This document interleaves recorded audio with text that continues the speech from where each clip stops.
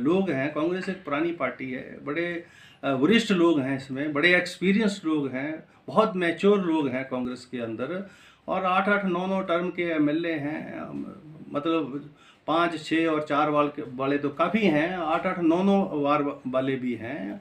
और जब संगठन जो है, अभी हमारा जो संगठन है राष्ट्रीय स्तर का, जिसमें आदरणीय शुक्ला साहब जी ने बड़ी गंभीरता के साथ और बड़ी सक्रियता के साथ संगठन को काफ़ी चुस्त दुरुस्त कर दिया है, और बड़ी नज़दीकी से संजय दत्त जी जो को इंचार्ज हैं उसको देख रहे हैं, साथ में कोटली साहब उसको देख रहे हैं। और हमारे संगठन में आपने देखा होगा पिछले जो है 7-8 महीने के अंदर एक मूलभूत परिवर्तन आया है, और कांग्रेस के साथ लोगों का जुड़ाव पैदा हुआ है, स्नेह पैदा हुआ है। तो संगठन कांग्रेस का सक्षम है।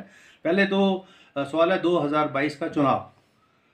हम चुनाव जब लड़ते थे तो कांग्रेस के अंदर चीफ मिनिस्टर की डिक्लेरेशन होती नहीं थी, लेकिन स्वाभाविक रूप से राजा वीरभद्र सिंह का स्टेचर ऐसा होता था जो जनता ये मान लेती थी कि यही आने वाले नेता होंगे। अब हम अपनी नीतियों के कार्यक्रमों के आधार पर बंद थे, लेकिन फिर भी बिल आया। और ग्रामीण क्षेत्र में जो 35 और 36 रुपये पर कनेक्शन जो है बिल के पैसे आने थे, अब आपने एरियर्स निकाल दिए 4000, 5000। जो एम्प्लॉइज़ है हमारा हिमाचल प्रदेश में, जो बैकबोन है हिमाचल प्रदेश को बनने और बनाने में, देश को भी बनने बनाने में, और इस इंफ्रास्ट्रक्चर को क्रिएट करने के लिए हिंदुस्तान की जनता का जो है जब तक सहयोग, समर्थन और भरपूर मेहनत नहीं करता मजदूर, तो ये इंफ्रास्ट्रक्चर क्रिएट नहीं होता। आप आज प्रदेश के अंदर जो एम्प्लॉइज़ है उसका ये हाल है कि उसको डीए नहीं मिल रहा है पिछले 3 सालों से। और अभी 14 अगस्त को जो है मेरा ख्याल ये 15 अगस्त को घोषणा हुई है 6 पॉइंट समथिंग, मतलब जो ना के बराबर है। तो आज हालात देश के ये है, नौजवान दुखी है, आम आदमी दुखी है, महिलाएं तो बड़ी परेशान है बेचारी। वो सिलेंडर एकदम रात को 25 रुपये बढ़ जाता है, तो महंगाई चरम सीमा के ऊपर है, बेरोजगारी, बेकारी जो है चरम सीमा पर है, और रोजगार के साधन जो है वो पूरी तरह से केंद्र सरकार बंद करने का जो है ये जो निर्णय ले रही है मोनेटाइजेशन के, इसके माध्यम से होंगे। इसलिए कांग्रेस पार्टी जो है इसका जो है पूरी निंदा भी करती है, विरोध भी करती है, और आग्रह भी करती है कि इन निर्णयों को सरकार वापस ले। जहाँ जो है मेरा ख्याल मानसिक संतुलन खो चुके हैं। अब मेरे छोटे भाई राकेश पठानिया जी जिस प्रकार की शब्दावली का प्रयोग उन्होंने पब्लिक मीटिंग में किया है, मेरे लिए तो एक बहुत ही बड़ी शर्म की बात है। एक अच्छे परिवार से, खानदान से, आप जो है संस्कारी परिवार से मैं पैदा हुए, आपको पता होना चाहिए किन शब्दों का प्रयोग मैंने कहाँ करना है। और एक पब्लिक मैन जो है, पब्लिकली रामस्वरूप शर्मा की जो डेथ हुई वो बड़े सुस्पिशियस सर्कमस्टांसिस में हुई, और उसके परिवार के लोग जो है बार बार अनुरोध कर रहे हैं कि इसकी पूरी छानबीन हो, और कांग्रेस ने इस विषय को उठाया तो कौन सा ऐसा जो है पाप कर दिया। अगर आप कहीं गलती करेंगे, काम नहीं करेंगे सही से, तो हमारा विपक्षी दल के नाते ये जिम्मेवारी बनती है कि उन विषयों को हम सरकार के समक्ष लाएं, लोगों की आवाज़ को आपके समक्ष लाएं। उसमें अगर कांग्रेस ने उठाया तो राकेश पठानिया जी को जो है अपने शब्दावली के ऊपर जो है नियंत्रण रखना चाहिए। मैं उनसे ये कहूँगा कि आप तो परिपक्व हो गए, एज में भी काफ़ी हो गए हैं, अपना जो है संतुलन मानसिक बना के रखें और ठीक शब्दावली का प्रयोग करें, क्योंकि ना ये उनके लिए अच्छा नहीं है, उनके परिवार के प्रति ये चीज़ें अच्छी नहीं है। ये कुछ बातें थी जो प्रेस वार्ता के माध्यम से मैं आपके समक्ष रखना चाह रहा था, और आप ये फैसला होगा। और ये तो अभी 2022 के बाद की बात है। पहला तो पड़ाव हमारा जो है संगठन को चुस्त दुरुस्त कर जो है सत्ता की प्राप्ति करना है, और जो फेल्यूर हैं प्रेजेंट गवर्नमेंट के उनको आम आदमी तक पहुंचाना है, और उस आम आदमी का, वोटर का जो है जन समर्थन जो है हमको हासिल करना, आशीर्वाद हासिल करना है, जिसमें हम कार्यरत हैं। दिन रात जुटे हैं सारे लोग अपने अपने चुनाव क्षेत्रों में, और मुझे पूर्ण विश्वास है कि जनता का जो इंक्लिनेशन है अब वो कांग्रेस की तरफ है, क्योंकि भारतीय जनता पार्टी की सरकार पूरी तरह से फेल हुई है हर स्तर के ऊपर, एम्प्लॉयमेंट में, बेरोजगारी में, और महंगाई में, और इंफ्रास्ट्रक्चर में। कहीं कुछ भी नया कुछ हुआ नहीं है। जो कांग्रेस के कार्यकाल की स्वीकृत योजनाएं थी उनके ऊपर फट्टे लगाने का प्रयास जो है प्रदेश सरकार के नेताओं के द्वारा हो रहा है। उसके अलावा और कुछ भी नहीं है। और जो स्कीमें हमने शुरू की थी वो भी डिलेड हो गई हैं, जो कंप्लीट हो जानी चाहिए थी वो भी कंप्लीट नहीं हो पा रही हैं वर्तमान सरकार के साथ। तो सरकार कोविड नियंत्रण में फेल है, अच्छा शासन प्रशासन देने में फेल है, अच्छी साफ सुथरी सरकार देने में फेल है। भ्रष्टाचार के आरोप लगे हैं सरकार के ऊपर, सरकार के मंत्री जो है भ्रष्टाचार के आरोपों से जो है हटे हैं, बिंदल साहब हटे हैं। अब सरकार खुद ही इंक्वायरी कर रही है, खुद ही सजा दे। दूसरी हमारी जो पावर कॉरपोरेशंस हैं उसके माध्यम से राष्ट्रीय स्तर का जो रेवेन्यू है उसमें इजाफा हुआ, प्रदेश को तो बहुत कम मिला है उसमें। और जिस जिले से ज़्यादा बनी है उसको तो कुछ भी नहीं मिला है। हमने तो मांग की है, जैसे चंबा जैसा जिला है सबसे ज़्यादा हाइड्रो जनरेशन पैदा करके हम देते हैं, तो एटलीस्ट वो जो रेवेन्यू है जो जनरेट हो रहा है यहाँ से उसका 2% तो हमको जिले को विशेष रूप से मिलना चाहिए। लेकिन वो जो मिलता है रॉयल्टी के रूप में वो भी प्रदेश सरकार के खजाने में जाता है और वहाँ से जो है फिर सब जगह बंट जाता है। विशेष जहाँ से लोग विस्थापित हुए हैं और जहाँ एनवायरमेंटल हैजर्ड्स क्रिएट हो गए हैं, भरमौर और पांगी, और उसमें देखो आप लाहौल स्पीति किन्नौर में ये सारे हैजर्ड्स जो हैं this is the hydel projects. और अब तो ये सेक्टर ही प्राइवेट में जा रहा है, पहले ही प्राइवेट में आई है, ये पब्लिक सेक्टर तो है ही नहीं। या तो ये कॉरपोरेट में था या हमारा जो इलेक्ट्रिसिटी बोर्ड है उसमें तो बहुत कम जनरेशन की है, 300-400 मेगावाट की, तो उसने टोटल जो है प्रोजेक्ट्स बने, वो भी कैलाश महाजन जब महरूम हुआ करते थे तब। अब तो है ये प्राइवेट में, प्राइवेट के बाद फिर इसको जो है एक और जो है मेंटेनेंस सेक्टर इसका जो है पावर ग्रिड वगैरह जो है सारा प्राइवेट में जा रहा है। तो मैं समझता हूँ कि होटल इंडस्ट्री को जो है रिवाइव करने के लिए, और होटल इंडस्ट्री एक मेन जो एम्प्लॉयमेंट जनरेशन और सोर्स ऑफ इनकम था हिमाचल प्रदेश का, सरकार को आगे आकर इनकी इमदाद करनी चाहिए हर स्तर के ऊपर। सरकार था कि उनके नाम से ही कहा जाता था कि भाई कांग्रेस जो है सर्वाइव करती है हर बार। अब राजा साहब जैसे नहीं रहे हैं तो आगामी आपका कांग्रेस पार्टी का नेता जैसे कौन होगा? क्योंकि सत्ता पक्ष भी पूछता है कि बार बार बोला जाता है जनसभाओं में भी, कांग्रेस वाले बताएं कि वो आपका नेता कौन है। तो अब हम आपसे भी जानना चाहेंगे कि इस समय क्या समीकरण चल रहे हैं कांग्रेस पार्टी में, और आगामी जो राजा साहब के बाद नेतृत्व कौन संभालेगा? ये निस्संदेह राजा वीरभद्र सिंह जी हमारी पार्टी के सबसे वरिष्ठ और बड़े सम्मानीय नेताओं में से थे, और मैं तो उनको भीष्म पितामह की संज्ञा देता हूँ। हिमाचल प्रदेश की राजनीति में, देश की राजनीति में सबसे वरिष्ठ कांग्रेसमैन के रूप में, और वही एक व्यक्ति थे 1962 से लेकर लगातार जो है अभी तक वो विधायक थे, जब तक उनका जो है स्वर्गवास नहीं हुआ। हाँ, उनकी कमी जो है वो रहती है, लेकिन जो है कांग्रेस का संगठन, कांग्रेस की हाई कमांड, हमारा जो नेशनल लेवल के ऊपर जो नेतृत्व है वो सक्षम है इन बातों में। और हम सब लोगों ने राजा साहब के साथ काम किया है, 35-35, 40-40 वर्ष तक उनके साथ सुख और दुख में हम खड़े रहे हैं, सत्ता में भी और विपक्ष में भी खड़े रहे हैं, और चट्टान की तरह साथ देकर हमने सत्ता परिवर्तन प्रदेश के अंदर किए हैं। और मैं ये समझता हूँ अगर हाई कोर्ट के किसी जज के साथ उसकी इंक्वायरी हो तो पता लग जाएगा, दूध का दूध पानी का पानी लग जाएगा पता। तो ये सरकार भारतीय जनता पार्टी की पूरी तरह से फेल हुई है, और हिमाचल प्रदेश की जनता का, चाहे वो आम आदमी है, चाहे नौजवान है, चाहे महिला है, चाहे पुरुष है और चाहे कर्मचारी है, सबका झुकाव कांग्रेस की तरफ है। और मुझे पूर्ण विश्वास है कि कांग्रेस जो है 2017 में रिपीट होगी। जिसका विश्वास उन्होंने दिलाया था, जिसकी घोषणा पत्र में जो है उन्होंने बात कही थी कि 2 करोड़ से ज़्यादा लोगों को हर साल जो है हम रोज़गार उपलब्ध करवाएंगे, वो जो केंद्र सरकार वो रोज़गार के साधन जो है उपलब्ध कराए। अब बैंकिंग सेक्टर आपने प्राइवेट कर दिया है, कोर सेक्टर को आप प्राइवेटाइज करने जा रहे हैं। हालात ये हैं, आप जानते हैं सारे, आप 4 ट्रांजैक्शन करेंगे 150 रुपये कटेगा, बैंक के अंदर आप पैसे जमा करेंगे तब भी फीस लगेगी, बैंक से विड्रॉल करेंगे तब भी फीस लगेगी, अगर आप नेट से बैंकिंग करेंगे तब भी, मोबाइल से बैंकिंग करेंगे तब भी, मतलब हर तरह से जो है एक आम आदमी को निचोड़ा जा रहा है।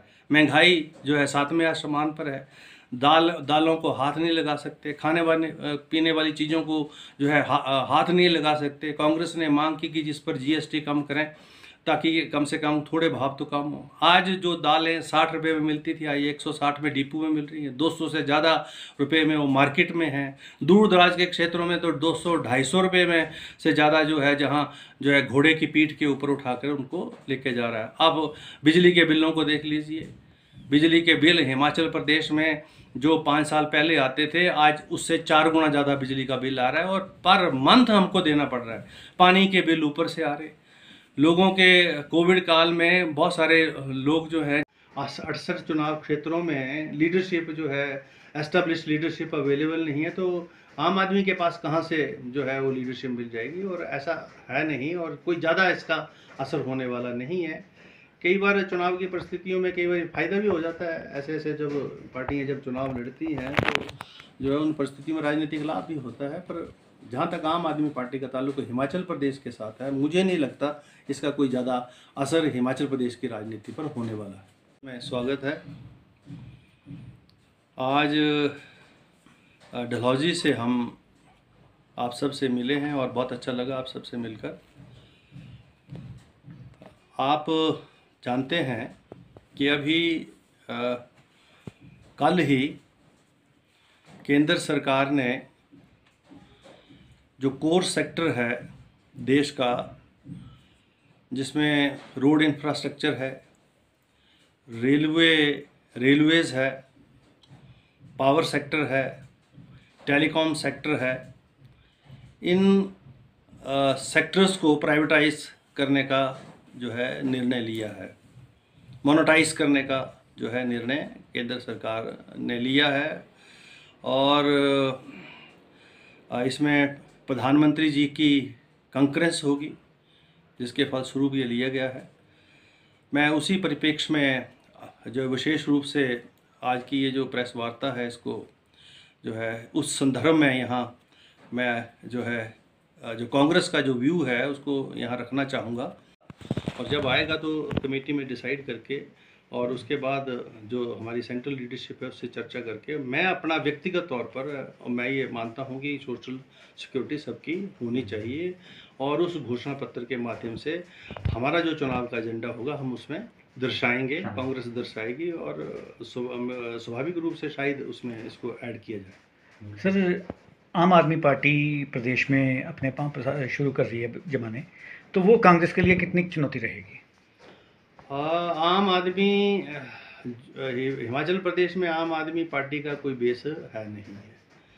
वैसे भी हिमाचल प्रदेश ग्रामीण क्षेत्र है, गांव में बसता है, और ये पार्टी जो है ये अभी तक तो दिल्ली में है, शहर तक सीमित है, और ग्रामीण क्षेत्र की जो समस्या हैं उससे ये परिचित नहीं है, अनभिज्ञ है। और मैं नहीं समझता कि आम आदमी की पार्टी जो है कोई हिमाचल प्रदेश के हमारे मुख्यमंत्री डॉक्टर वाई.एस. परमार, उसके बाद चाहे वो शांता कुमार रहे हों, चाहे धूमल जी रहे हों, चाहे ठाकुर साहब रहे हों, चाहे राजा साहब रहे हों, और सभी ने अपने अपने स्तर पर योगदान तो दिया है।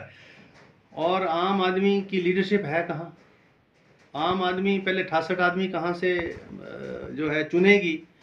आज अभी तक भारतीय जनता पार्टी और ये जो है सोशल सिक्योरिटी के सिस्टम को सुदृढ़ करती है। आदमी के अंदर जब पेंशन मिलती है तो परिवार के अंदर भी जो है एक अच्छा वातावरण रहता है, और जिसको मिलती हो ये अपनी ज़रूरतें पूरी करता है। तो पेंशन तो एक कर्मचारी को मिलनी चाहिए। और वैसे भी ओल्ड एजड ये प्रायोरिटी सेक्टर है वेलफेयर का, सोशल सेक्टर जो है उसमें सभी को मिलनी चाहिए। और हमारे समय में तो 70 और 80 के लिए अलग से जो था राज साहब ने निश्चित किया था स्लैब। और मैं समझता हूँ कि अन्य भी कोई व्यवसायी भी है बेचारा, अब उसका व्यवसाय बंद हो गया है, तो जो है उनको भी पेंशन के साथ जो है सोशल सिक्योरिटी जो है उनको होनी चाहिए, मिलनी चाहिए। सरकार जो है अब कुछ इंश्योरेंस जो कंपनियों के पर अखिल भारतीय स्तर का जो हमारा नेतृत्व है उसके आधार पर और संगठन जो है चुनाव लड़ेगा। और जब हमें हिमाचल प्रदेश की जनता का आशीर्वाद मिलेगा, उनका समर्थन मिलेगा, जब सत्ता में हमारी वापसी होगी, हम सीटें जो है 40 से ऊपर जीतेंगे, तो विधायक जो नेतृत्व जो है वो उसका निर्णय वहाँ हो जाता है, क्योंकि वो सब लोग बैठते हैं, केंद्रीय नेतृत्व उसके बीच में बैठता है। और जो सभी विधायकों की जो राय होती है वो केंद्र के जो हमारे प्रतिनिधि आते हैं उनके साथ सलाह मशवरे के साथ जो है नेतृत्व डिसाइड हो जाता है। तो ये कोई ऐसा कोई गंभीर विषय नहीं है।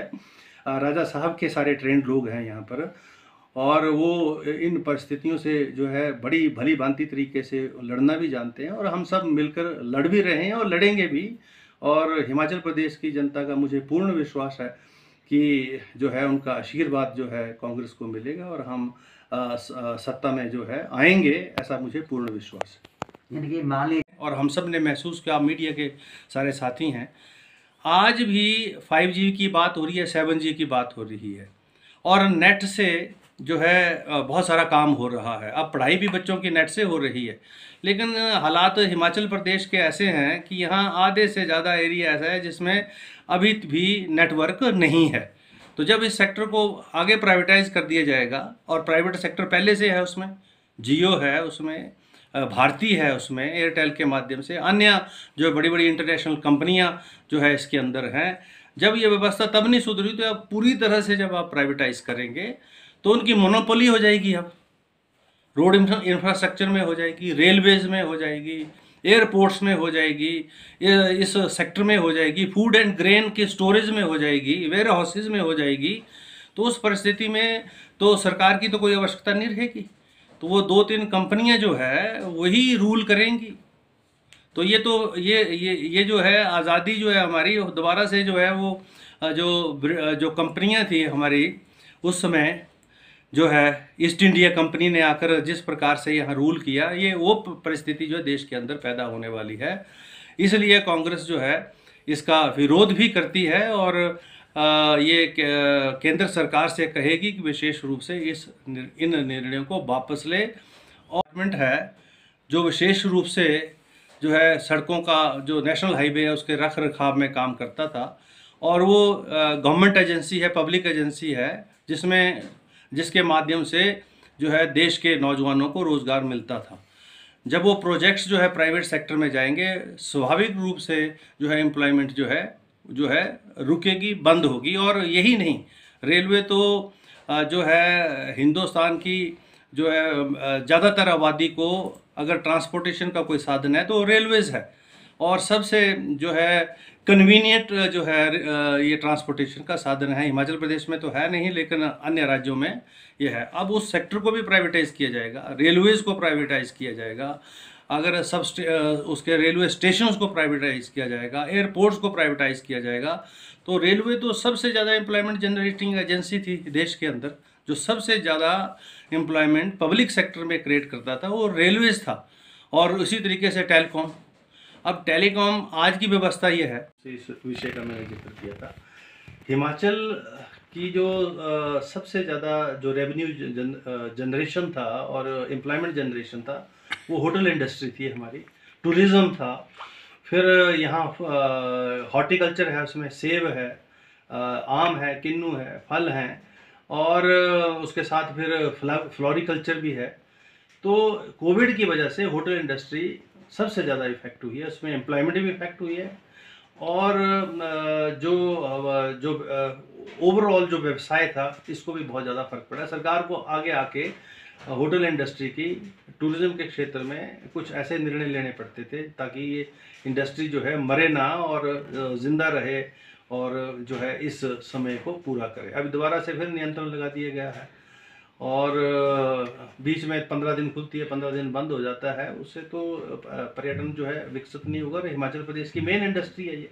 हाइड्रो जनरेशन हम मानते थे कि बहुत बड़ा रेवेन्यू अर्निंग सोर्स होगा, लेकिन हाइड्रो जनरेशन तो अब ये प्रूव हो गया कि उससे तो एनवायरमेंटल हैजर्ड्स भी हैं, और जो जनरेशन जो रेवेन्यू जनरेट हुआ वो तो का ताल्लुक है।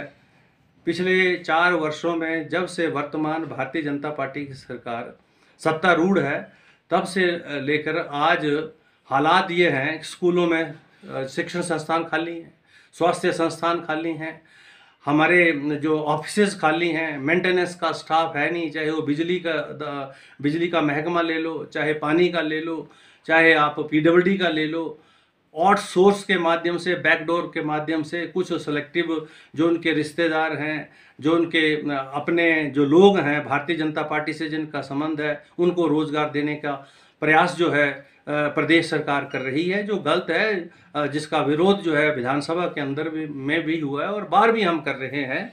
और हम ये कह रहे हैं कि प्रदेश सरकार जो है अपनी कार्यप्रणाली को ठीक करे। तो कार्यप्रणाली ठीक करने की बजाय अब तो प्रदेश सरकार और केंद्र सरकार के जो मंत्री हैं उनका विरोधाभास हो रहा है। प्रदेश सरकार बोल रही है कि केंद्र से जो प्रोजेक्ट्स हमने जो भेजे हैं, प्रपोज किए हैं, वो मंजूर नहीं हुए हैं अभी तक, डीपीआरस वगैरह, और उधर से केंद्रीय मंत्री जो है आक्षेप कर रहे हैं कि ये मुख्यमंत्री जो है ज़मीन की व्यवस्था नहीं कर रही है या उनकी डीपीआर नहीं बुला रही। तो इन परिस्थितियों में हिमाचल प्रदेश की जनता, जिन्होंने भारतीय जनता पार्टी को भरपूर समर्थन दिया था, अपने आप को ठगा ठगा महसूस कर रहे हैं। और ये मानते हैं कि एक तरफ तो मोदी सरकार ये बोलती थी कि 70 वर्षों में देश के अंदर कुछ नहीं हुआ, और अब जो 70 वर्षों में जो एसेट्स कांग्रेस पार्टी ने क्रिएट किए और देश को जिन ऊंचाइयों पर पहुंचाया, जिससे देश की आर्थिकी बढ़ी, इंफ्रास्ट्रक्चर इंक्रीज़ हुआ, एम्प्लॉयमेंट जनरेट हुई, आम आदमी के जीवन के अंदर बदलाव आया, खुशहाली पैदा हुई, ग्रीन रेवोल्यूशन आया, वाइट रेवोल्यूशन आया। अब वही इंफ्रास्ट्रक्चर जो कांग्रेस ने 70 वर्षों में क्रिएट किया था, उस इंफ्रास्ट्रक्चर को बेचने के लिए जो है मोदी सरकार ने निर्णय लिया है, जिसकी कांग्रेस पार्टी निंदा करती है और केंद्र सरकार से, भाजपा सरकार से ये हम कह रहे हैं कि इस निर्णय को वो वापस लें। आप जानते हैं अब रोड इंफ्रास्ट्रक्चर का अगर मेंटेनेंस नेशनल हाईवे का किसी प्राइवेट व्यक्ति के पास जाएगा तो स्वाभाविक रूप से जो छोटी कंपनियां उसके कंस्ट्रक्शन में, मेंटेनेंस में जो इन्वॉल्व हैं, एक तो जो है उनको काम नहीं मिलेगा, और जो एम्प्लॉयमेंट जनरेशन उन छोटी कंपनियों के माध्यम से हो रही थी उस पर विराम लगेगा।